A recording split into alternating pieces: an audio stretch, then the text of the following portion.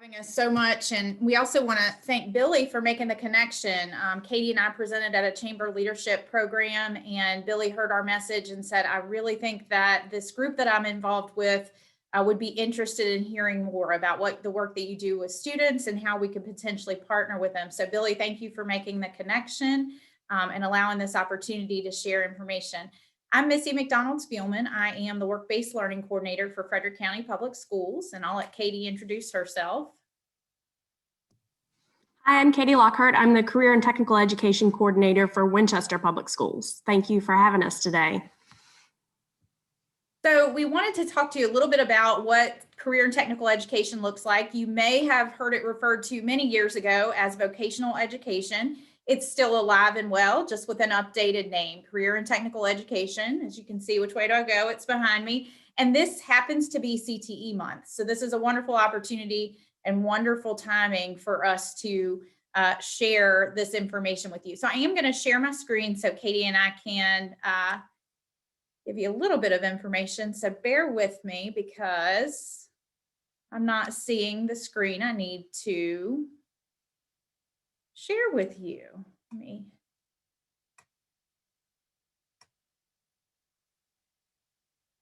All right. I need Dr. Dave to be sitting beside me so he can help me work out my troubleshooting here. Let me try this again. No problem. Yesterday we did a test run and it worked perfectly. It works perfectly when you're doing the test run, right? Of course. That's just how it goes. All right, I see it now. Good deal. Okay. So now let me just move it so I can present. Okay, so career and technical education, you know, there's a rule when you do presentations, you're not supposed to have a lot of text on the screen. Well, I blew that rule, didn't I? But I had to, because if you want to get a picture of what career and technical education is, wow, we offer career options and technical courses for students in a variety of career pathways and fields. And there are just so many options. Katie?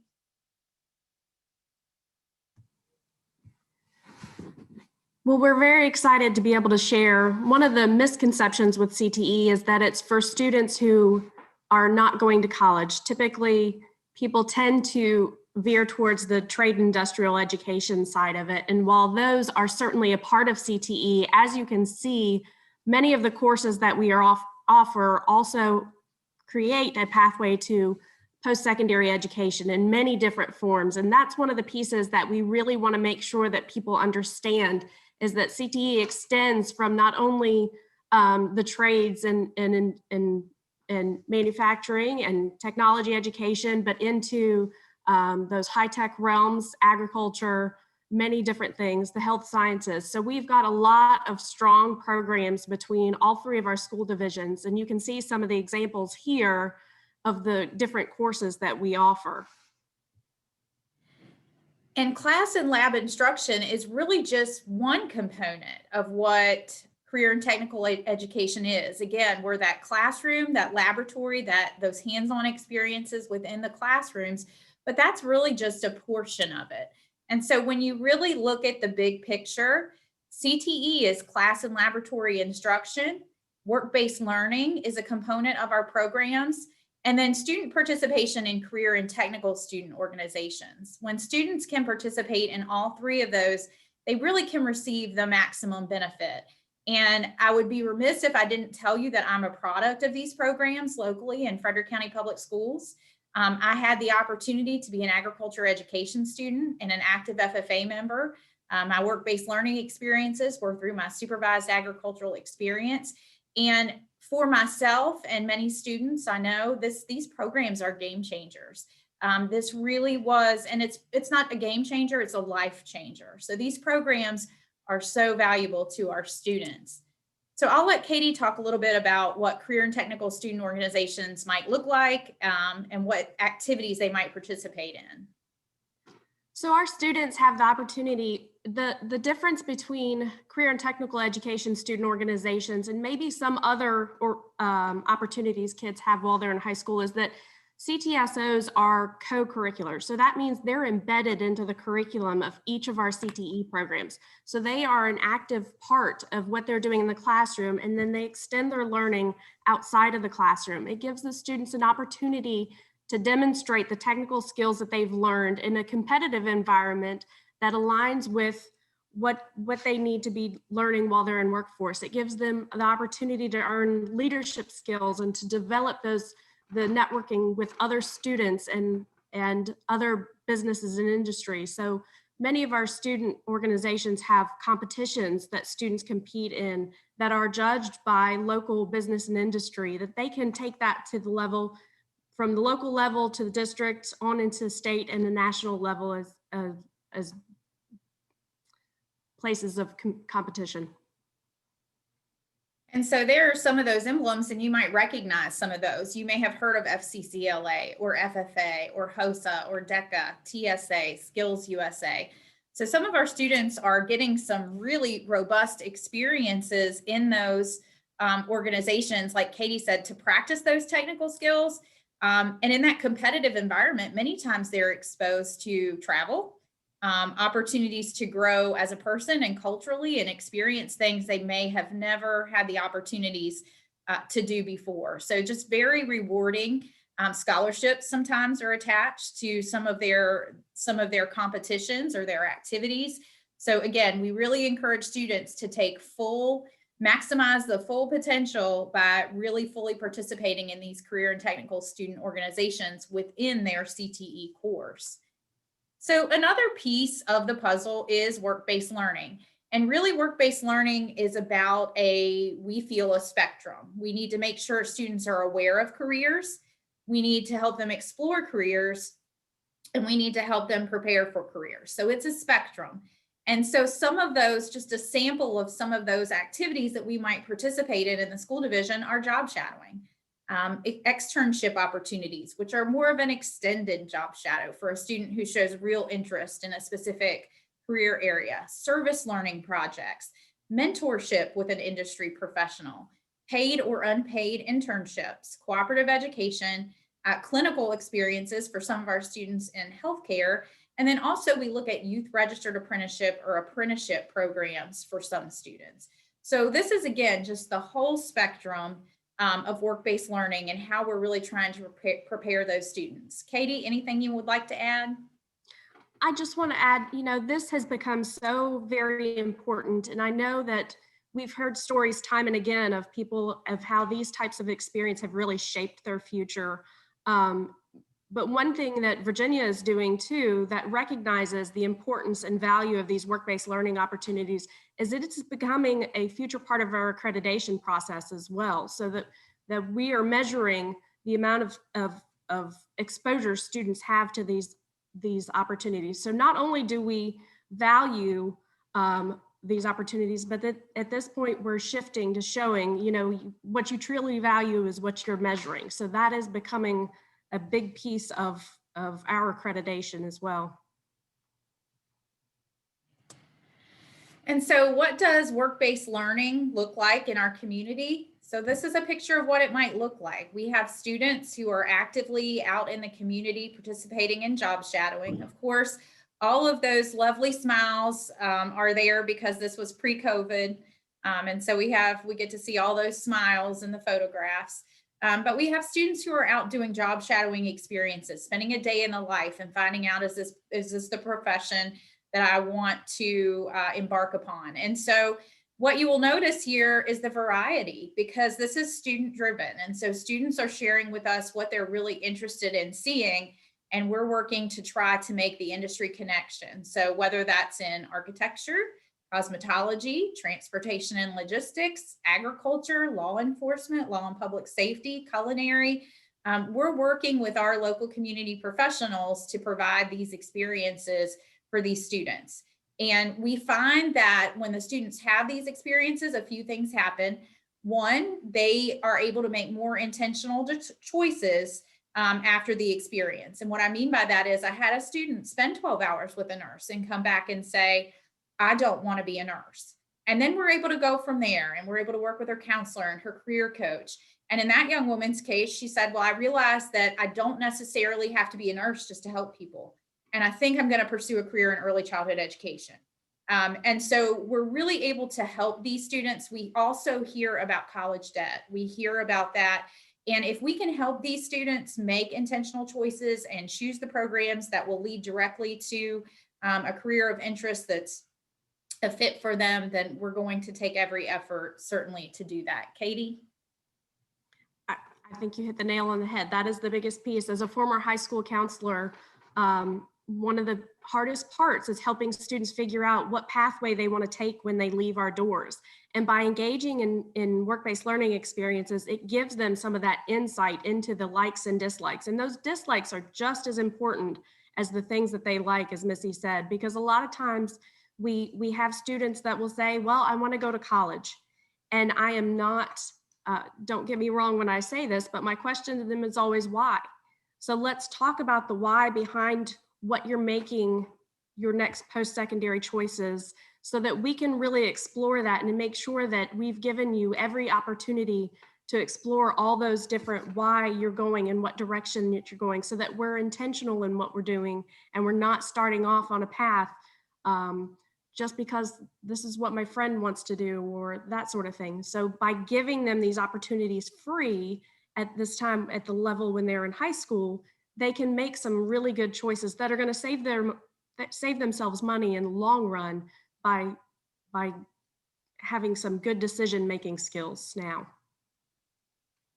And the other really interesting thing that sometimes we see happen is there's just this very organic and natural connection between a student who's in a work-based learning experience, whether it's a job shadow or an externship, and the professional that they work with, or that company or that business. And so many times we see these experiences extend beyond that.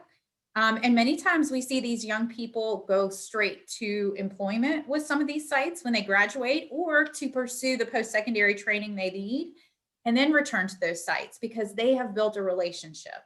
They have networked, they have built that relationship with those employers. And with that in mind, it helps keep our talent local. We have some very talented young people. They are hardworking, they are bright, and they are motivated.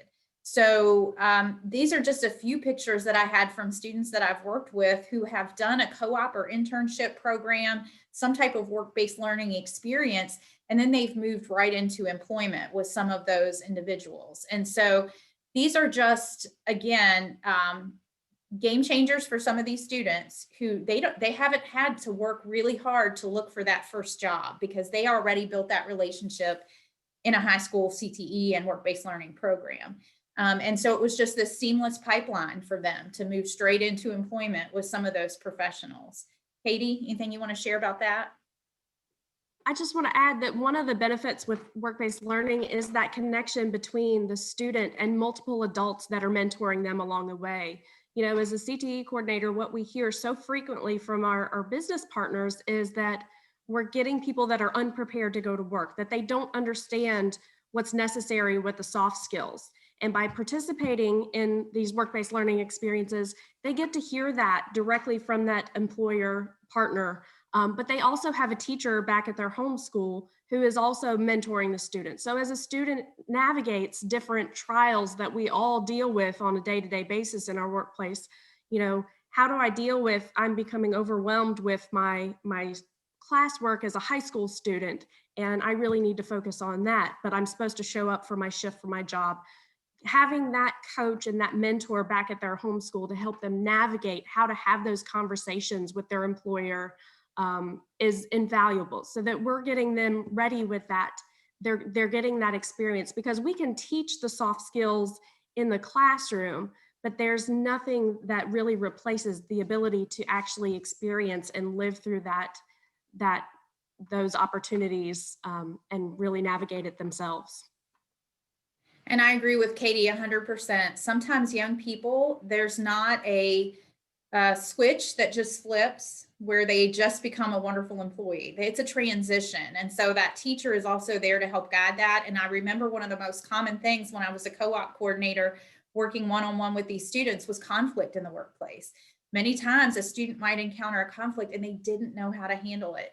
And that's okay, because sometimes as adults, let's face it, conflict is messy. We don't particularly want to handle it. We don't always know the best way to do that. And so I was able to guide that student. I think young people tend to freeze up and want to just walk away. But we were able to guide them through that. And the sense of accomplishment, I had this issue, I had this concern. I thought through it with my teacher, I worked through it, I addressed it with my employer, and now I've moved through it and we've come to a solution, and just that sense of accomplishment. And those are the skills that we can help them through as they are preparing for employment.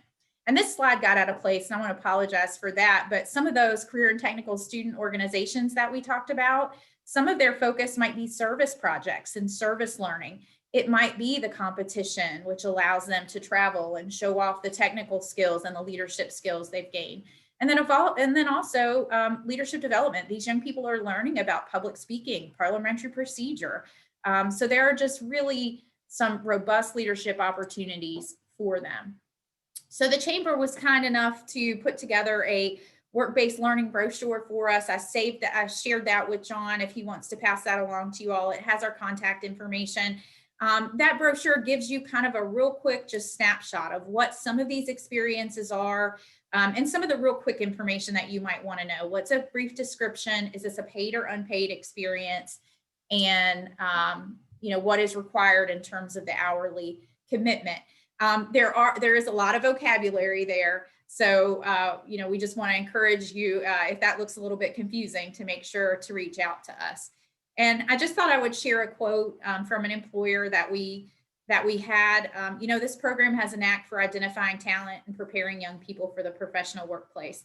That's why Katie and I get up and come to work in the morning. We want to prepare these young people for their future. And so we really do take pride in that. Katie, anything there? No, I think that hits the nail on the head. Thank you, Missy. Okay. So as Katie and I leave, and of course, if you have questions, we're happy to answer those, but we want to leave you with a challenge. And that challenge is, can we partner with you? Where would you fit in those three circles? So for example, in class and laboratory instruction, I was just sharing in my breakout room that we've been working to integrate virtual guest speakers. Is there something that you could share or offer as a virtual guest speaker? So even though we're not having on-site speakers, we've adapted quite well to involving virtual guest speakers and having that involved as part of our instruction. Work-based learning, could you potentially open your site to offer a job shadow experience, be it virtual or in person? How about internships? Many times there might be a project that something you really want to tackle and don't have the time for. Could that be something a student could assist with?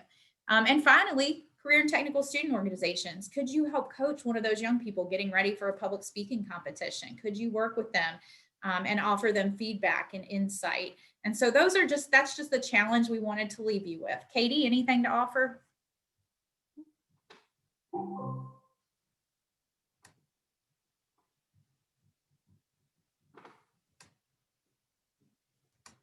Okay, I'm gonna see if I can stop sharing my screen now.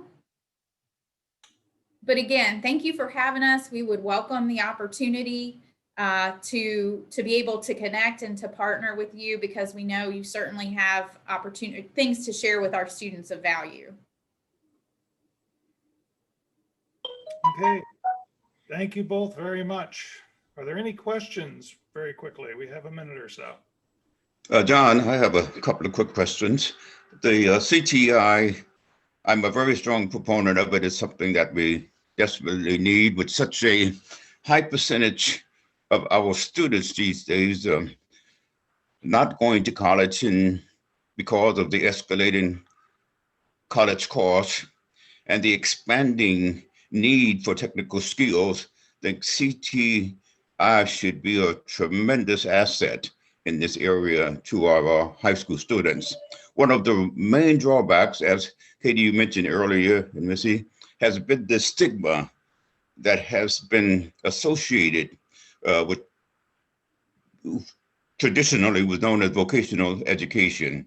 And I see you have revamped the curriculum significantly, but how do you plan to address that up front to restore respectability to CTI, to give it the same kind of emphasis and establish the same kind of value as going to colleges. We know that a significant proportion of our students that go to college are not really college material, and a significant proportion of them drop out the first or second year before it adds at all to their career opportunities. So if you could just appreciate it. I would like to share a little bit about, one of the things that we need to do is starting with this group right here. Part of it is resetting our mentality. We want all of our students to be career ready. And what career ready looks like for one student to the next is going to be very different, because a career carpenter is just as valuable as a career doctor. So really shifting that focus, instead of using the terminology of being college and career ready, all of our students have the end goal of being career ready. So it's what pathway they take, and having value and speaking value to our children, to our community members, to everybody that we encounter, valuing those career pathways up equally, because it's just a matter of we travel a different road. So shifting that mentality to, we want everybody to be preparing for a career. In Winchester, we have the benefit of, we are opening an innovation center in the fall of 2021 that's going to house three career academies, with one of them being the professional skills. And for us, that is the trades. So part of that is shifting the language that we use, and the way that we say things, and the way that we advise our students, because a carpenter could also go on to Virginia Tech in their construction management program and need a 4-year degree. So there are many different on and off ramps for students that they can accelerate their career pathway as they grow. So it's part of the way we speak to our kids and the way you all speak to our kids. So that's why we're here, and why we speak to students every day, is to really help change that mentality. Okay, Ben, you raised your hand, so I'm going to give you that. I did, thanks. And I'll try to be quick. I think we're over time, but thank you all for speaking. And the question I had was, are you guys working to mitigate the effects of potential job loss from automation and AI? Do you take that into account in how you approach training and placing the students? Katie, you look like you want to address that one. Go ahead. Well, just for us, as we develop programs and as we evolve programs, we continue to connect with our business and industry partners. Each CTE program is required to have an advisory group, so that we stay with a finger on the pulse of what's happening in business and industry. As we look at new programs, we have to use labor market data. We don't just put in a program because we happen to think it would be a good one. It's very intentional in the programs that we select for students, so that we are helping them go into in demand, and that we're keeping our technology up to date. So that's why it's so important for us to partner with those of you that can provide that input and guidance as we go along. Great, thank you. Okay, thank you both very much for presenting today. John, Extremely useful information. do you have one last question that may be very good for Missy and Katie to address briefly, since she asked about people doing job shadowing and such? If for 30 seconds, Jamie, do you mind? Yeah, I have a quick question for both of you. I do a lot of consulting with companies in the trade industries. And if somebody was to have them come in and shadow for a day, what about liability going out on job sites, or even within their facilities, if they've got equipment running and so forth? How is that typically handled? And this might be a little different for each school division. I know in Frederick County Public Schools, we carry additional excess liability insurance for students who are participating in work-based learning in unpaid experiences. So typically I share that certificate of insurance and that information with an employer, so that they can review that with either their HR staff, risk management, so that they can make decisions. We do many times have employers preparing their own documents as well, such as a waiver or a form that the student must fill out. to be able to participate in the experience. And then we also have some guiding documents through the Virginia Department of Education that we utilize for these experiences. So we typically start there, share that information, and move forward if needed. And because we have some employers that are such amazing champions for this, I do have one employer who worked to develop kind of a waiver. And he said, I don't want to give anybody legal advice, but if somebody wants to look at a sample or a template, you can share this. You know, it's okay for you to share that. You know, we have those champions for work-based learning who know that we want to build those pathways, and they know that it's important to give those students that exposure. On the employment side for students in some of those careers, what we typically hear from the Virginia Department of Labor and Industry is, can we change the job description? So in other words, before we say no, and that we may not have an employment opportunity for a young person, can we look at the job description? Can we refine it? And can we make sure that all those tasks are appropriate and kind of front load the employment with those tasks that they can complete, because that still allows them to make that connection, build that relationship, network with individuals at that facility prior to turning 18. Because as we know, many times that 18 is the age when things change. That's typically the guidance we get from them as well. I hope Thank that's you. helpful.